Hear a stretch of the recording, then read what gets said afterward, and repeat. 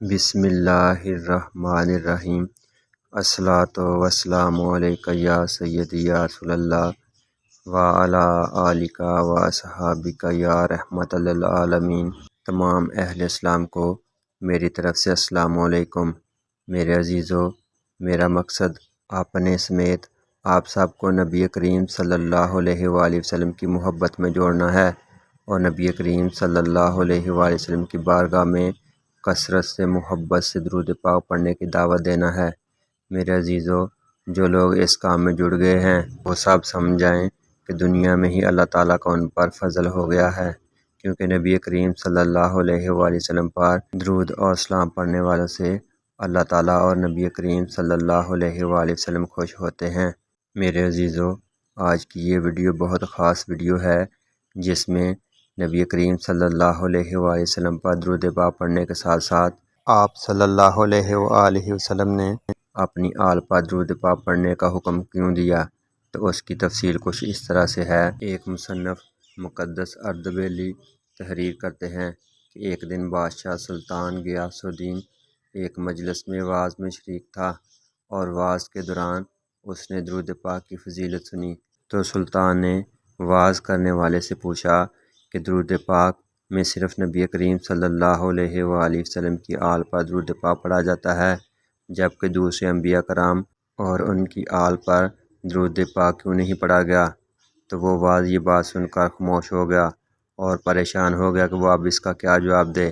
تو سلطان نے خود ہی جواب دیا۔ وہ کہتے ہیں کہ بات کچھ اس طرح سے ہے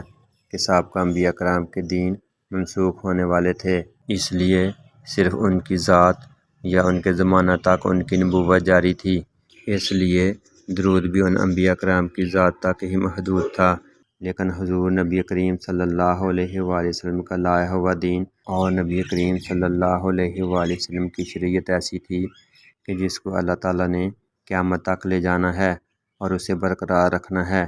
اس لیے اس دین کے احکامات کو آپ صلی اللہ علیہ وآلہ وسلم کے بعد آپ صلی اللہ علیہ وآلہ وسلم کے اہل بیت کی ذمہ داری ہے۔ اس لیے میرے عزیزو، درود پاک میں آل رسول صلی اللہ علیہ وآلہ وسلم کا ذکر ہمیشہ سے ہے،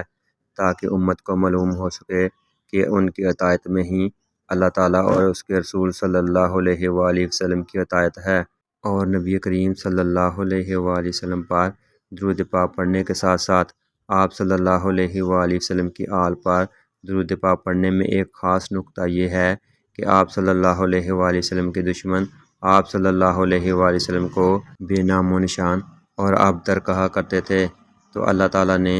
قرآن مجید کی ایک سورہ کوثر نازل کر کے بتا دیا کہ بے شک اللہ تعالیٰ آپ کے دشمنوں کی نسل منقطع اور ختم کر دے گا۔ اسی لیے رسول خدا صلی اللہ علیہ وآلہ وسلم کے ذکر کے ساتھ آپ صلی اللہ علیہ وآلہ وسلم کے اہل بیت کا ذکر رکھا،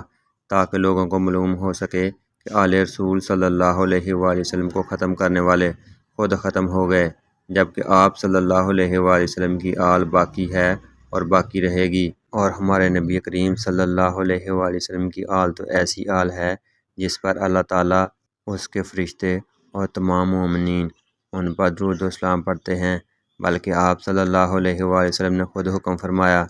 کہ جب بھی میرے اوپر درود پاک پڑھو تو دم کٹا درود پاک نہ پڑھو۔ تو صحابہ کرام نے پوچھا،